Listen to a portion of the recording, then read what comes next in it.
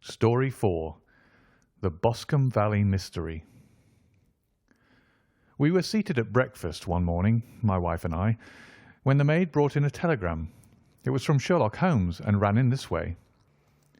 Have you a couple of days to spare? Have just been wired for from the west of England in connection with Boscombe Valley tragedy. Shall be glad if you will come with me. Air and scenery perfect. Leave Paddington by the 11:15. What do you say, dear? Said my wife, looking across at me. Will you go? I really don't know what to say. I have a fairly long list at present. Oh, Anstruther would do the work for you. You've been looking a little pale lately. I think that the change would do you good, and you're always so interested in Mr. Sherlock Holmes's cases. I should be ungrateful if I were not, seeing what I gained through one of them, I answered. But if I'm to go, I must pack at once, for I have only half an hour.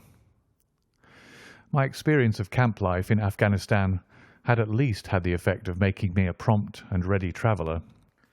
My wants were few and simple, so that in less than the time stated I was in a cab with my valise, rattling away to Paddington Station.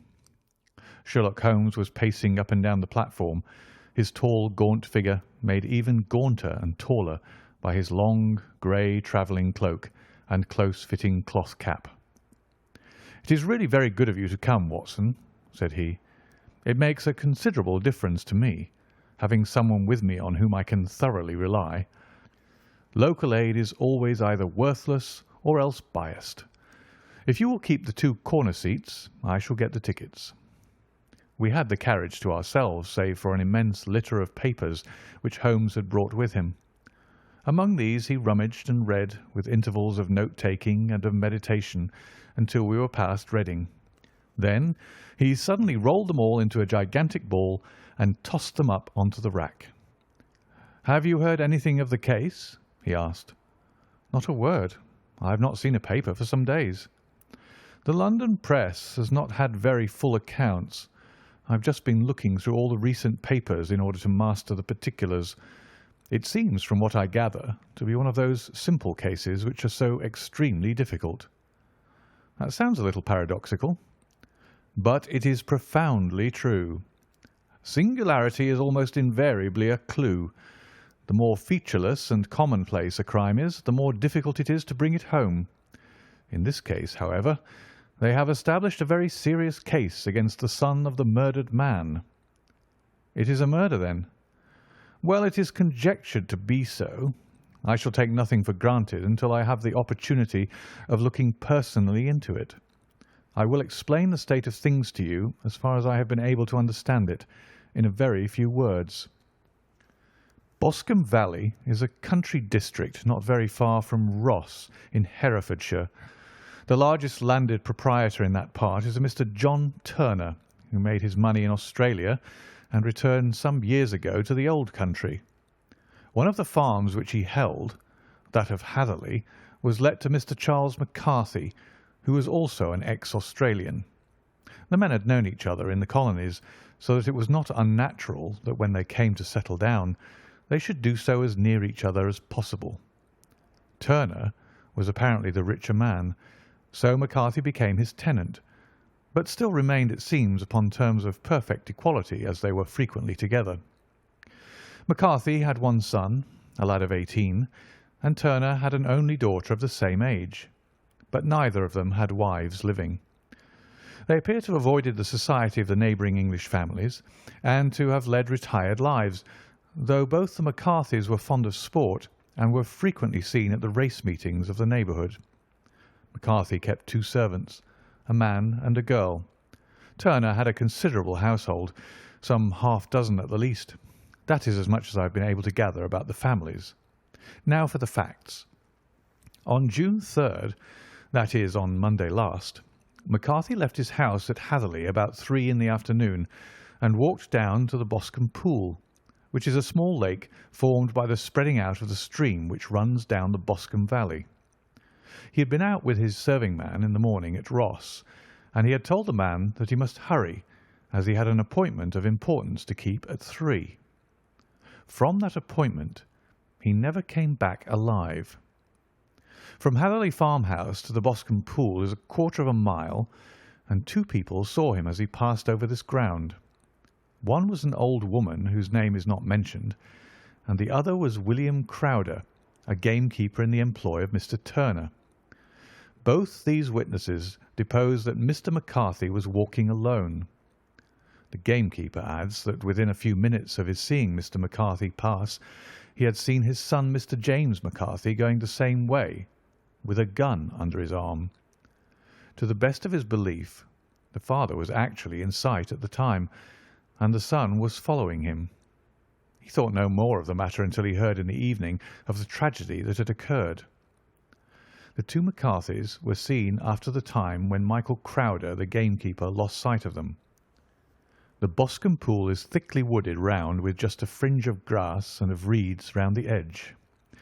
A girl of 14, Patience Moran, who is the daughter of the lodge keeper of the Boscombe Valley estate, was in one of the woods picking flowers. She states that while she was there she saw, at the border of the wood and close by the lake, Mr. McCarthy and his son, and that they appeared to be having a violent quarrel. She heard Mr. McCarthy the elder using very strong language to his son, and she saw the latter raise up his hand as if to strike his father. She was so frightened by their violence that she ran away and told her mother when she reached home that she had left the 2 McCarthys quarrelling near Boscombe Pool, and that she was afraid that they were going to fight. She had hardly said the words when young Mr. McCarthy came running up to the lodge to say that he had found his father dead in the wood, and to ask for the help of the lodge keeper. He was much excited, without either his gun or his hat, and his right hand and sleeve were observed to be stained with fresh blood. On following him, they found the dead body stretched out upon the grass beside the pool. The head had been beaten in by repeated blows of some heavy and blunt weapon. The injuries were such as might very well have been inflicted by the butt end of his son's gun, which was found lying on the grass within a few paces of the body. Under these circumstances the young man was instantly arrested, and a verdict of wilful murder having been returned at the inquest on Tuesday, he was on Wednesday brought before the magistrates at Ross, who have referred the case to the next assizes. Those are the main facts of the case as they came out before the coroner and the police court. "I could hardly imagine a more damning case," I remarked. "If ever circumstantial evidence pointed to a criminal, it does so here." "Circumstantial evidence is a very tricky thing," answered Holmes thoughtfully. "It may seem to point very straight to one thing, but if you shift your own point of view a little, you may find it pointing in an equally uncompromising manner to something entirely different. It must be confessed, however, that the case looks exceedingly grave against the young man, and it is very possible that he is indeed the culprit. There are several people in the neighbourhood, however, and among them Miss Turner, the daughter of the neighbouring landowner, who believe in his innocence, and who have retained Lestrade, whom you may recollect in connection with the study in Scarlet, to work out the case in his interest. Lestrade, being rather puzzled, has referred the case to me, and hence it is that 2 middle-aged gentlemen are flying westward at 50 miles an hour instead of quietly digesting their breakfasts at home." "I'm afraid," said I, "that the facts are so obvious that you'll find little credit to be gained out of this case." "There is nothing more deceptive than an obvious fact," he answered, laughing. "Besides, we may chance to hit upon some other obvious facts which may have been by no means obvious to Mr. Lestrade.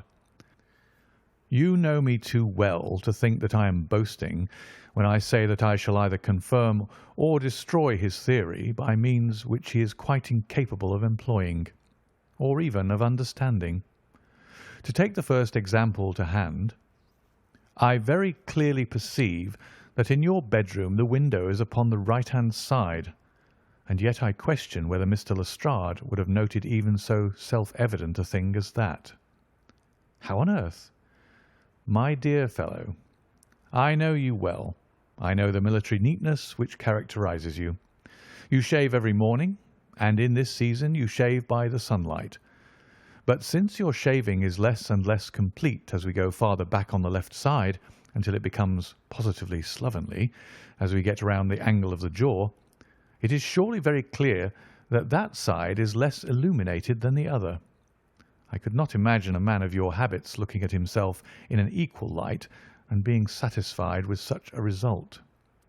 I only quote this as a trivial example of observation and inference. Therein lies my métier, and it is just possible that it may be of some service in the investigation which lies before us. There are one or two minor points which were brought out in the inquest, and which are worth considering. What are they?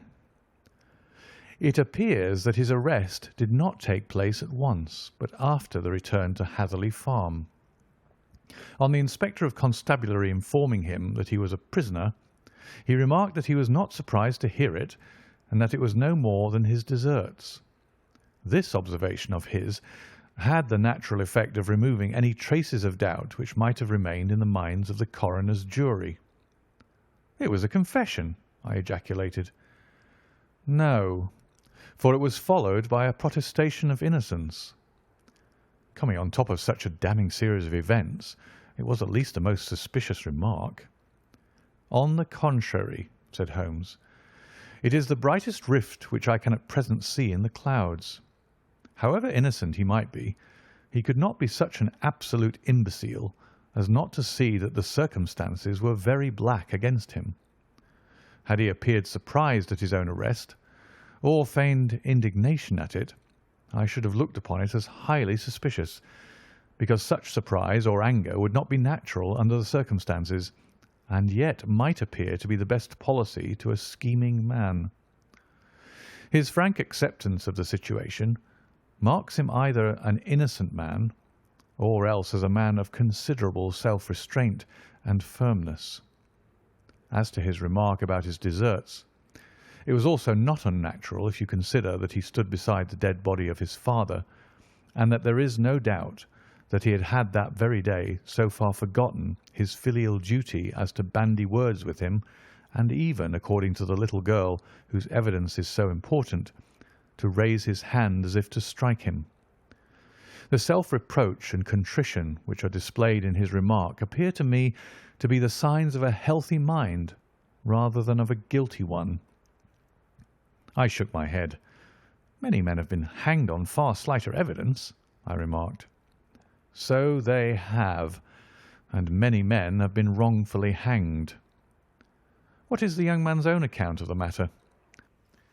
"It is, I am afraid, not very encouraging to his supporters, though there are one or two points in it which are suggestive. You will find it here, and may read it for yourself." He picked out from his bundle a copy of the local Herefordshire paper, and having turned down the sheet, he pointed out the paragraph in which the unfortunate young man had given his own statement of what had occurred. I settled myself down in the corner of the carriage and read it very carefully. It ran in this way: Mr. James McCarthy, the only son of the deceased, was then called and gave evidence as follows: "I had been away from home for 3 days at Bristol, and had only just returned upon the morning of last Monday, the 3rd. My father was absent from home at the time of my arrival, and I was informed by the maid that he had driven over to Ross with John Cobb, the groom. Shortly after my return, I heard the wheels of his trap in the yard, and, looking out of my window, I saw him get out and walk rapidly out of the yard, though I was not aware in which direction he was going. I then took my gun and strolled out in the direction of the Boscombe pool, with the intention of visiting the rabbit warren, which is upon the other side. On my way, I saw William Crowder, the gamekeeper, as he had stated in his evidence, but he is mistaken in thinking that I was following my father. I had no idea that he was in front of me, when about 100 yards from the pool I heard a cry of 'Cooey!' which was a usual signal between my father and myself. I then hurried forward and found him standing by the pool. He appeared to be much surprised at seeing me, and asked me rather roughly what I was doing. conversation ensued which led to high words and almost to blows, for my father was a man of a very violent temper. Seeing that his passion was becoming ungovernable, I left him and returned towards Hatherley Farm. I had not gone more than 150 yards, however, when I heard a hideous outcry behind me, which caused me to run back again. I found my father expiring upon the ground with his head terribly injured. I dropped my gun and held him in my arms, but he almost instantly expired. I knelt beside him for some minutes, and then made my way to Mr. Turner's lodge-keeper, his house being the nearest, to ask for assistance.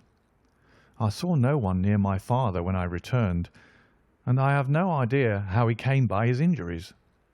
He was not a popular man, being somewhat cold and forbidding in his manners, but he had, as far as I know, no active enemies.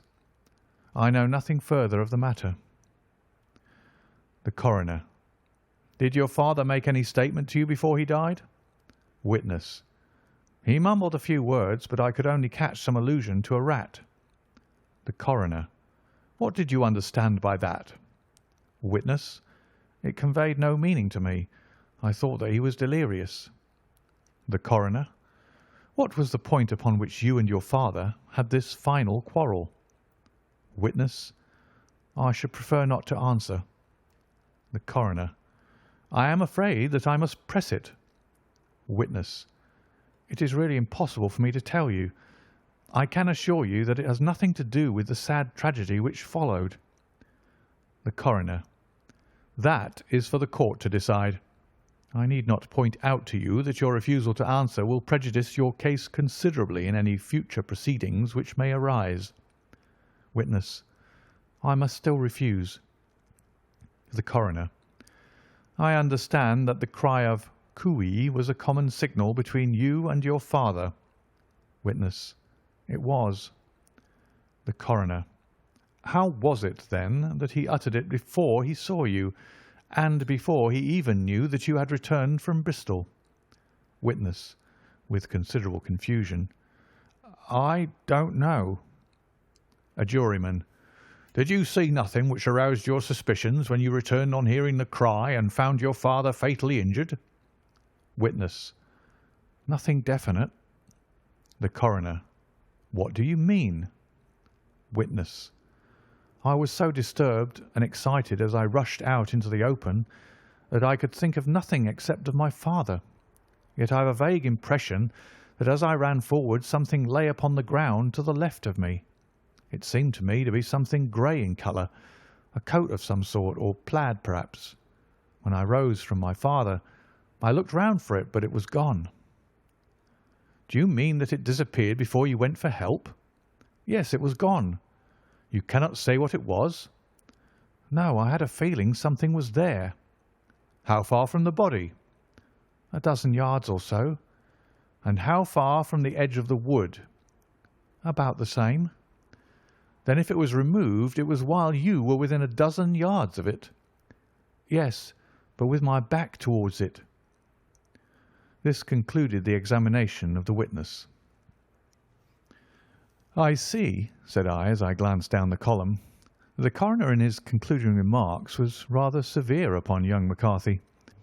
He calls attention, and with reason, to the discrepancy about his father having signalled to him before seeing him, also to his refusal to give details of his conversation with his father, and his singular account of his father's dying words.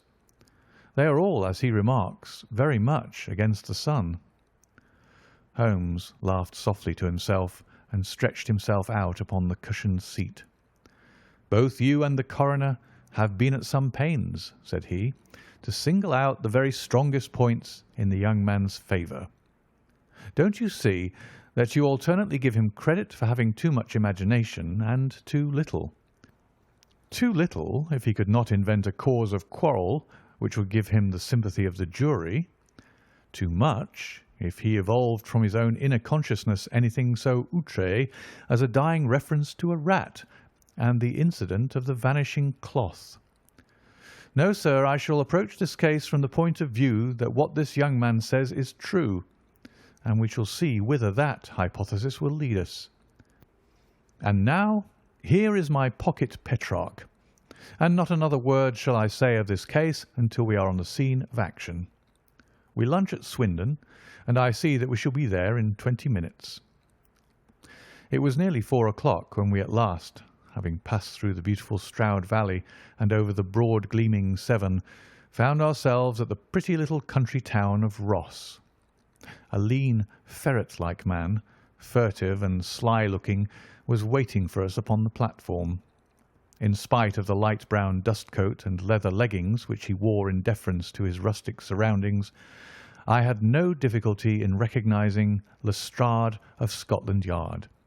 With him we drove to the Hereford Arms, where a room had already been engaged for us.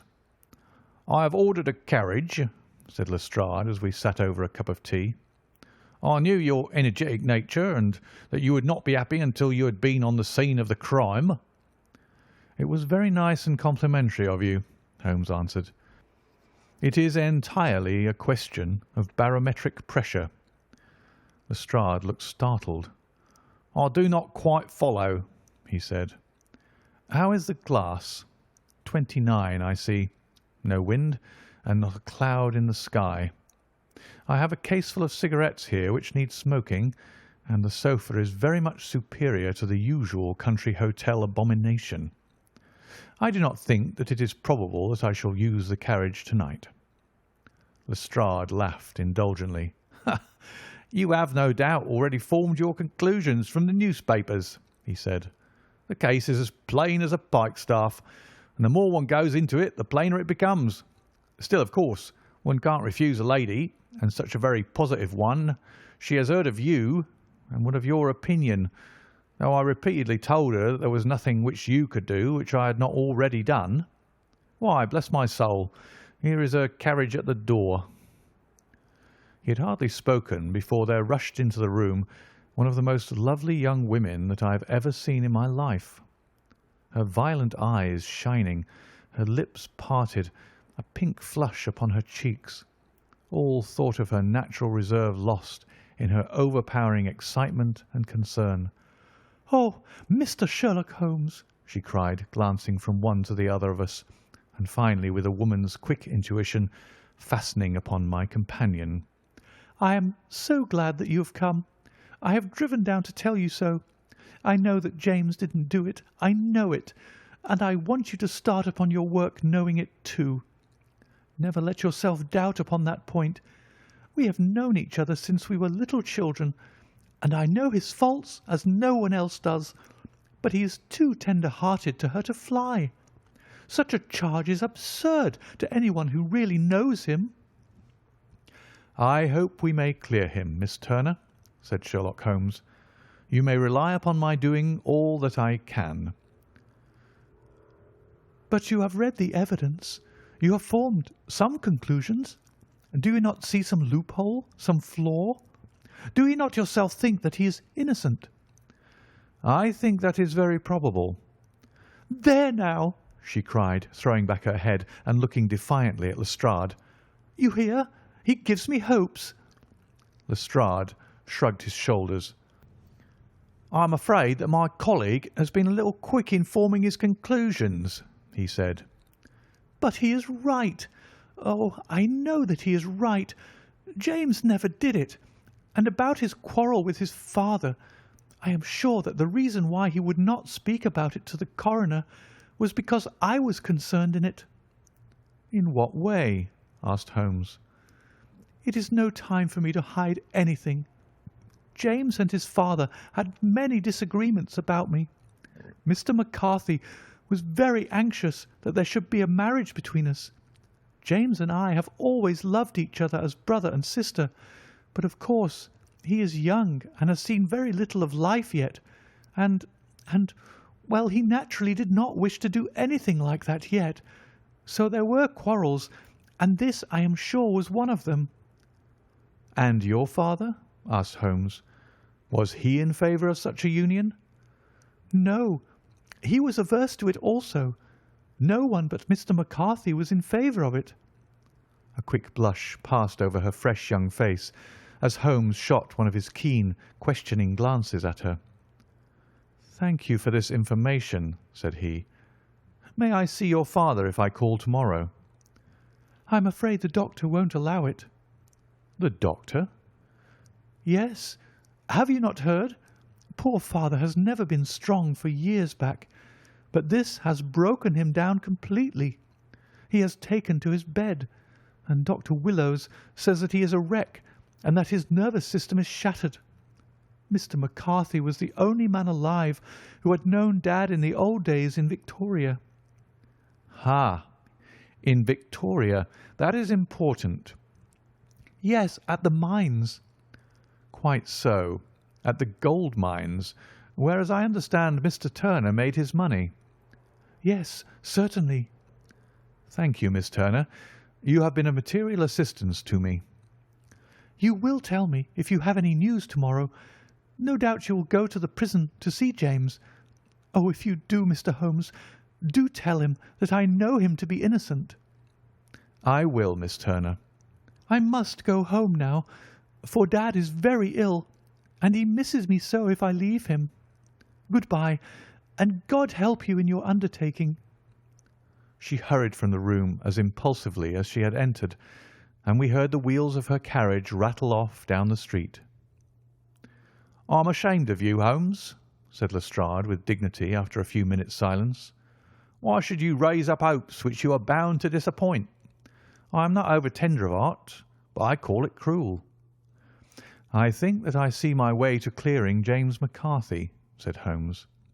"Have you an order to see him in prison?" "Yes, but only for you and me." "Then I shall reconsider my resolution about going out. We have still time to take a train to Hereford and see him tonight?" "Ample." "Then let us do so.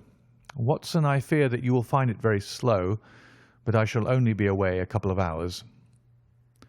I walked down to the station with them, and then wandered through the streets of the little town, finally returning to the hotel, where I lay upon the sofa and tried to interest myself in a yellow-backed novel. The puny plot of the story was so thin, however, when compared to the deep mystery through which we were groping, and I found my attention wander so continually from the action to the fact that I at last flung it across the room and gave myself entirely to a consideration of the events of the day. Supposing that this unhappy young man's story were absolutely true, then what hellish thing, what absolutely unforeseen and extraordinary calamity could have occurred between the time when he parted from his father and the moment when, drawn back by his screams, he rushed into the glade? It was something terrible and deadly. What could it be? Might not the nature of the injuries reveal something to my medical instincts? I rang the bell and called for the weekly county paper, which contained a verbatim account of the inquest. In the surgeon's deposition, it was stated that the posterior third of the left parietal bone and the left half of the occipital bone had been shattered by a heavy blow from a blunt weapon. I marked the spot upon my own head. Clearly such a blow must have been struck from behind. That was to some extent in favour of the accused, as when seen quarrelling he was face to face with his father. Still, it did not go for very much, for the older man might have turned his back before the blow fell. Still, it might be worth while to call Holmes' attention to it. Then there was the peculiar dying reference to a rat. What could that mean? It could not be delirium. A man dying from a sudden blow does not commonly become delirious. No, it was more likely to be an attempt to explain how he met his fate. But what could it indicate? I cudgelled my brains to find some possible explanation, and then the incident of the grey cloth seen by young McCarthy. If that were true, the murderer must have dropped some part of his dress, presumably his overcoat, in his flight, and must have had the hardihood to return and to carry it away at the instant when the son was kneeling with his back turned, not a dozen paces off. What a tissue of mysteries and improbabilities the whole thing was! I did not wonder at Lestrade's opinion, and yet I had so much faith in Sherlock Holmes' insight that I could not lose hope as long as every fresh fact seemed to strengthen his conviction of young McCarthy's innocence. It was late before Sherlock Holmes returned. He came back alone, for Lestrade was staying in lodgings in the town. "The glass still keeps very high," he remarked as he sat down. "It is of importance that it should not rain before we are able to go over the ground.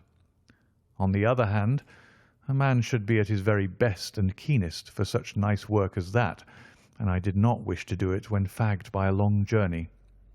I have seen young McCarthy." "And what did you learn from him?" "Nothing." "Could he throw no light?" "None at all. I was inclined to think at one time that he knew who had done it and was screening him or her, but I am convinced now that he is as puzzled as everyone else. He is not a very quick-witted youth, though comely to look at, and I should think sound at heart." "I cannot admire his taste," I remarked, "if it is indeed a fact that he was averse to a marriage with so charming a young lady as this Miss Turner." "Ah, thereby hangs a rather painful tale. This fellow is madly, insanely in love with her, but some 2 years ago, when he was only a lad and before he really knew her, for she had been away 5 years at a boarding school, what does the idiot do but get into the clutches of a barmaid in Bristol and marry her at a registry office? No one knows a word of the matter, but you can imagine how maddening it must be to him to be upbraided for not doing what he would give his very eyes to do, but what he knows to be absolutely impossible. It was sheer frenzy of this sort which made him throw his hands up into the air when his father, at their last interview, was goading him on to propose to Miss Turner. On the other hand, he had no means of supporting himself, and his father, who was by all accounts a very hard man, would have thrown him over utterly had he known the truth. It was with his barmaid wife that he had spent the last 3 days in Bristol, and his father did not know where he was. Mark that point. It is of importance. Good has come out of evil, however, for the barmaid, finding from the papers that he is in serious trouble and likely to be hanged, has thrown him over utterly and has written to him to say that she has a husband already in the Bermuda dockyard, so that there is really no tie between them. I think that that bit of news has consoled young McCarthy for all that he has suffered. But if he's innocent, who has done it? Ah, who? I would call your attention very particularly to 2 points.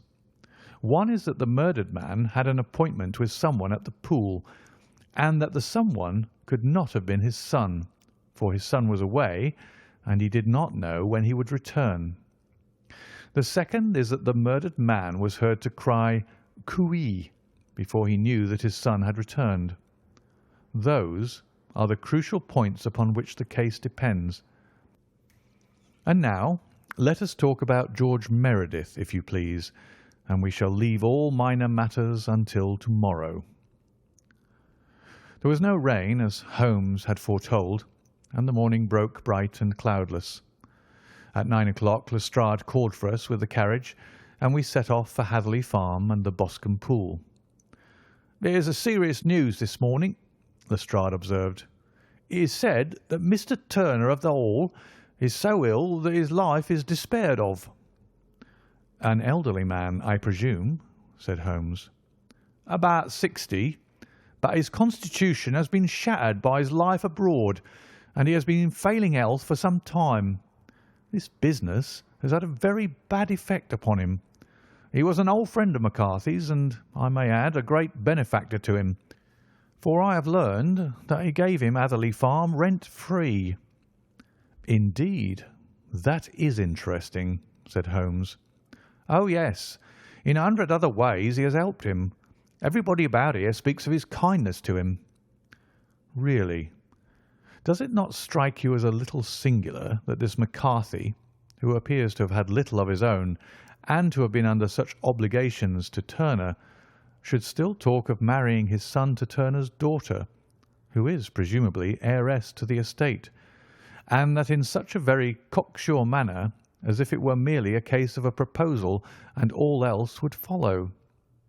It is the more strange, since we know that Turner himself was averse to the idea. The daughter told us as much. Do you not deduce something from that?" "We have got to the deductions and the inferences," said Lestrade, winking at me. "I find it hard enough to tackle facts, Holmes, without flying away after theories and fancies." "You are right," said Holmes demurely. "You do find it very hard to tackle the facts. Anyhow, I have grasped one fact which you seem to find it difficult to get hold of," replied Lestrade with some warmth. "And that is?" "That McCarthy Senior met his death from McCarthy Junior, and that all theories to the contrary are the merest moonshine." "Well, moonshine is a brighter thing than fog," said Holmes, laughing. "But I am very much mistaken if this is not Hatherley Farm upon the left." "Yes, that is it." It was a widespread, comfortable-looking building, two-storied, slate-roofed, with great yellow blotches of lichen upon the grey walls. The drawn blinds and the smokeless chimneys, however, gave it a stricken look, as though the weight of this horror still lay heavy upon it. We called at the door, when the maid, at Holmes's request, showed us the boots which her master wore at the time of his death, and also a pair of the son's, though not the pair which he had then had. Having measured these very carefully from 7 or 8 different points, Holmes desired to be led to the courtyard, from which we all followed the winding track which led to Boscombe Pool. Sherlock Holmes was transformed when he was hot upon such a scent as this.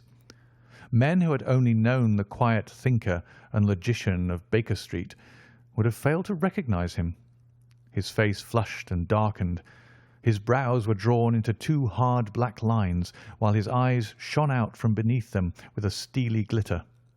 His face was bent downward, his shoulders bowed, his lips compressed, and the veins stood out like whipcord in his long, sinewy neck. His nostrils seemed to dilate with a purely animal lust for the chase, and his mind was so absolutely concentrated upon the matter before him that a question or remark fell unheeded upon his ears, or, at the most, only provoked a quick, impatient snarl in reply. Swiftly and silently he made his way along the track which ran through the meadows, and so by way of the woods to the Boscombe Pool. It was damp, marshy ground, as is all that district, and there were marks of many feet, both upon the path and amid the short grass which bounded it on either side. Sometimes Holmes would hurry on, sometimes stop dead, and once he made quite a little detour into the meadow. Lestrade and I walked behind him, the detective indifferent and contemptuous, while I watched my friend with the interest which sprang from the conviction that every one of his actions was directed towards a definite end. The Boscombe Pool, which is a little reed-girt sheet of water some 50 yards across, is situated at the boundary between the Hatherley Farm and the private park of the wealthy Mr. Turner. Above the woods which lined it upon the farther side, we could see the red, jutting pinnacles which marked the site of the rich landowner's dwelling. On the Hatherley side of the pool the woods grew very thick, and there was a narrow belt of sodden grass 20 paces across between the edge of the trees and the reeds which lined the lake. Lestrade showed us the exact spot at which the body had been found, and indeed so moist was the ground that I could plainly see the traces which had been left by the fall of the stricken man. To Holmes, as I could see by his eager face and peering eyes, very many other things were to be read upon the trampled grass. He ran round like a dog who is picking up a scent, and then turned upon my companion. "What did you go into the pool for?" he asked. "I fished about with a rake. I thought there might be some weapon or other trace. But how on earth—" "Oh, tut, tut! I have no time. That left foot of yours with its inward twist is all over the place. A mole could trace it, and there it vanishes among the reeds. Oh, how simple it would all have been had I been here before they came like a herd of buffalo and wallowed all over it. Here is where the party with the lodge-keeper came, and they have covered all tracks for 6 or 8 feet round the body. but here are 3 separate tracks of the same feet." He drew out a lens and lay down upon his waterproof to have a better view, talking all the time, rather to himself than to us. "These are young McCarthy's feet. Twice he was walking, and once he ran swiftly, so that the soles are deeply marked and the heels hardly visible. That bears out his story. He ran when he saw his father on the ground. Then here are the father's feet as he paced up and down. What is this, then? It is the butt end of the gun as the son stood listening. And this? Ha! Ha! What have we here? Tiptoes? Tiptoes? Square, too, quite unusual boots. They come, they go, they come again. Of course, that was for the cloak. Now, where did they come from?"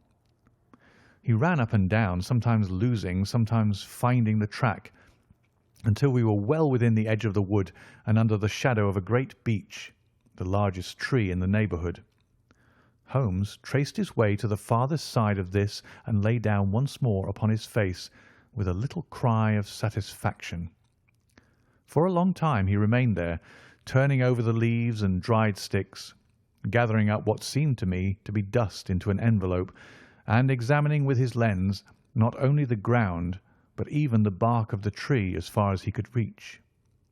A jagged stone was lying among the moss, and this also he carefully examined and retained. Then he followed a pathway through the wood until he came to the high road where all traces were lost.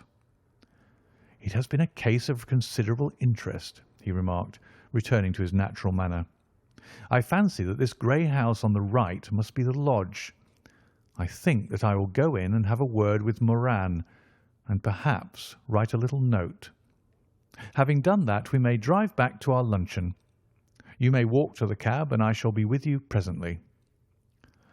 It was about 10 minutes before we regained our cab and drove back into Ross, Holmes still carrying with him the stone which he had picked up in the wood.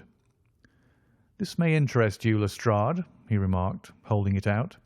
"The murder was done with it." "I see no marks." "There are none." "How do you know, then?" "The grass was growing under it. It had only lain there a few days. There was no sign of a place whence it had been taken.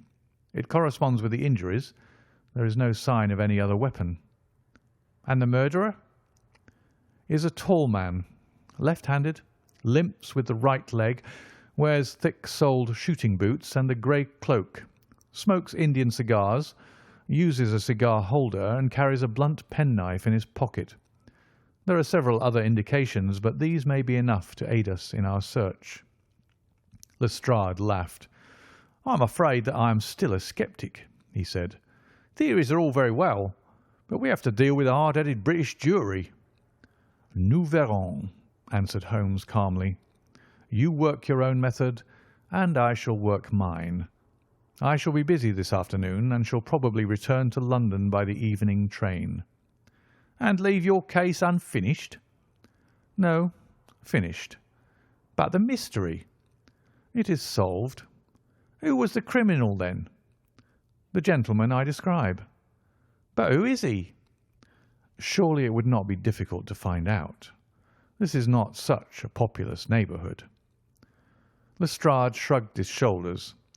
"I am a practical man," he said, "and I really cannot undertake to go about the country looking for a left-handed gentleman with a gammy leg. I should become the laughing-stock of Scotland Yard." "All right," said Holmes quietly. "I have given you the chance. Here are your lodgings. Good-bye. I shall drop you a line before I leave." Having left Lestrade at his rooms, we drove to our hotel, where we found lunch upon the table. Holmes was silent and buried in thought, with a pained expression upon his face, as one who finds himself in a perplexing position. "Look here, Watson," he said when the cloth was cleared. "Just sit down in the chair and let me preach to you for a little. I don't know quite what to do, and I should value your advice. Light a cigar and let me expound." "Pray do so." "Well, now, In considering this case, there are 2 points about young McCarthy's narrative which struck us both instantly, although they impressed me in his favour and you against him. One was the fact that his father should, according to his account, cry "cooee" before seeing him. The other was his singular dying reference to a rat. He mumbled several words, you understand, but that was all that caught the son's ear. Now, from this double point, our research must commence, and we will begin it by presuming that what the lad says is absolutely true. What of this cooee, then? Well, obviously it could not have been meant for the son. The son, as far as he knew, was in Bristol. It was mere chance that he was within earshot. The cooee was meant to attract the attention of whoever it was that he had the appointment with. But cooee is a distinctly Australian cry, and one which is used between Australians. There is a strong presumption that the person whom McCarthy expected to meet him at Boscombe Pool was someone who had been in Australia. What of the rat, then? Sherlock Holmes took a folded paper from his pocket and flattened it out on the table. "This is a map of the colony of Victoria," he said. "I wired to Bristol for it last night." He put his hand over part of the map. "What do you read?" "ARAT," I read. "And now?" He raised his hand. "Ballarat." "Quite so. That was the word the man uttered, and of which his son only caught the last 2 syllables. He was trying to utter the name of his murderer, so-and-so of Ballarat." "It is wonderful," I exclaimed. "It is obvious. And now, you see, I had narrowed the field down considerably. The possession of a grey garment was a third point, which, granting the son's statement to be correct, was a certainty. We have come now, out of mere vagueness, to the definite conception of an Australian from Ballarat with a grey cloak." "Certainly." "And one who was at home in the district, for the pool can only be approached by the farm or by the estate, where strangers could hardly wander." "Quite so. Then comes our expedition of to-day. By an examination of the ground I gained the trifling details which I gave to that imbecile Lestrade as to the personality of the criminal." "But how did you gain them?" "You know my method. It is founded upon the observation of trifles. His height I know that you might roughly judge from the length of his stride. His boots, too, might be told from their traces." "Yes, they were peculiar boots." "But his lameness?" "The impression of his right foot was always less distinct than his left. He put less weight upon it. Why? Because he limped. He was lame." "But his left-handedness?" "You were yourself struck by the nature of the injury as recorded by the surgeon at the inquest. The blow was struck from immediately behind, and yet was upon the left side. Now, how can that be unless it were by a left-handed man? He had stood behind that tree during the interview between the father and son. He had even smoked there. I found the ash of a cigar, which my special knowledge of tobacco ashes enables me to pronounce as an Indian cigar. I have, as you know, devoted some attention to this, and written a little monograph on the ashes of 140 different varieties of pipe, cigar, and cigarette tobacco. Having found the ash, I then looked round and discovered the stump among the moss, where he had tossed it. It was an Indian cigar of the variety which are rolled in Rotterdam." "And the cigar holder?" "I could see that the end had not been in his mouth. Therefore he used a holder. The tip had been cut off, not bitten off, but the cut was not a clean one, so I deduced a blunt penknife." "Holmes," I said, "you have drawn a net round this man from which he cannot escape, and you have saved an innocent human life as truly as if you had cut the cord which was hanging him. I see the direction in which all this points. The culprit is—" "Mr. John Turner," cried the hotel waiter, opening the door of our sitting-room and ushering in a visitor. The man who entered was a strange and impressive figure. His slow, limping step and bowed shoulders gave the appearance of decrepitude, and yet his hard, deep-lined, craggy features and his enormous limbs showed that he was possessed of unusual strength of body and of character. His tangled beard, grizzled hair, and outstanding, drooping eyebrows combined to give an air of dignity and power to his appearance, but his face was of an ashen white, while his lips and the corners of his nostrils were tinged with a shade of blue.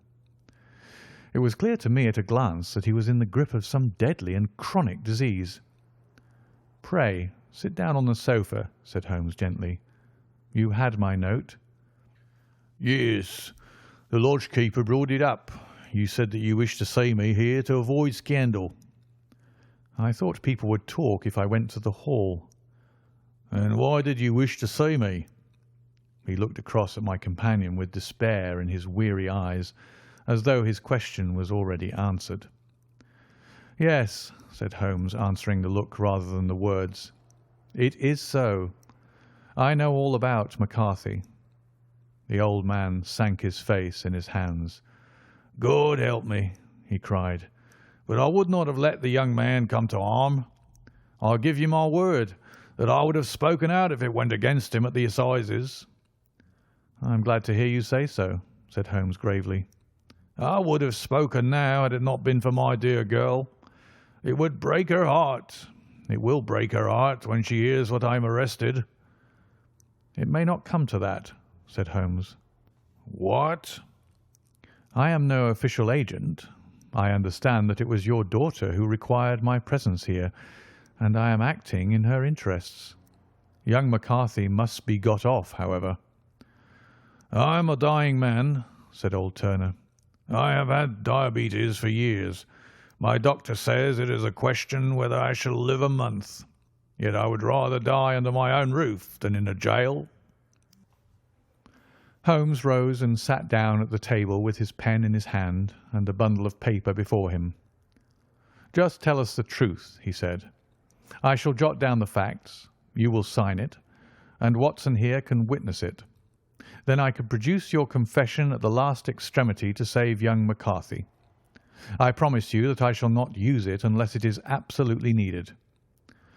"It is as well," said the old man. "It's a question whether I shall live to the assizes, so it matters little to me. But I should wish to spare Alice the shock, and now I will make the thing clear to you. It has been a long time in the acting, but will not take me long to tell. You didn't know this dead man, McCarthy. He was the devil incarnate. I tell you that. God keep you out of the clutches of such a man as he. His grip has been upon me these 20 years, and he has blasted my life. I'll tell you first how I came to be in his power. It was in the early 60s at the diggings. I was a young chap then, hot-blooded and reckless, ready to turn my hand at anything. I got among bad companions, took to drink, had no luck with my claim, took to the bush, and, in a word, became what you call over here a highway robber. There were 6 of us, and we had a wild, free life of it, sticking up a station from time to time or stooping the wagons on the road to the diggings. Black Jack of Ballarat was the name I went under, and our party is still remembered in the colony as the Ballarat Gang. One day a gold convoy came down from Ballarat to Melbourne, and we lay in wait for it and attacked it. There were 6 troopers and 6 of us, so it was a close thing, but we emptied 4 of their saddles at the first volley. 3 of our boys were killed, however, before we got the swag. I put my pistol to the head of the wagon driver, who was this very man McCarthy. I wished to the Lord that I had shot him then, but I spared him, though I saw his wicked little eyes fixed on my face, as though to remember every feature. We got away with the gold, became wealthy men, and made our way over to England without being suspected. There I parted from my old pals and determined to settle down to a quiet and respectable life, I bought this estate, which chanced to be in the market, and I set myself to do a little good with my money, to make up for the way in which I had earned it. I married too, and though my wife died young, she left me my dear little Alice. Even when she was just a baby, her wee hands seemed to lead me down the right path as nothing else has ever done. In a word, I turned over a new leaf and did my best to make up for the past. All was going well when McCarthy laid his grip upon me. I had gone up to town about an investment, and I met him in Regent Street with hardly a coat to his back or a boot to his foot. "Here we are, Jack," says he, touching me on the arm. "We'll be as good as a family to you. There's two of us, me and my son, and you can have the keeping of us. If you don't, it's a fine, law-abiding country is England, and there's always a policeman within hail." Well, down they came to the West Country. There was no shaking them off, and there they have lived rent-free on my best land ever since. There was no rest for me, no peace, no forgetfulness. Turn where I would, there was this cunning, grinning face at my elbow. It grew worse as Alice grew up, for he soon saw I was more afraid of her knowing my past than of the police. Whatever he wanted he must have, and whatever it was I gave him without question. Land, money, houses, until at last he asked a thing which I could not give. He asked for Alice. His son, you see, had grown up, and so had my girl, and as I was known to be in weak health, it seemed a fine stroke to him that his lad should step into the whole property. But there I was firm. I would not have his cursed stock mixed with mine. Not that I had any dislike to the lad, but his blood was in him, and that was enough. I stood firm. McCarthy threatened. I braved him to do his worst. We were to meet at the pool midway between our houses to talk it over. When I went down there I found him talking with his son, so I smoked a cigar and waited behind a tree until he should be alone. But as I listened to his talk, all that was black and bitter in me seemed to come uppermost. He was urging his son to marry my daughter, with as little regard for what she might think as if she were a slut from off the streets. It drove me mad to think that I and all that I held most dear should be in the power of such a man as this.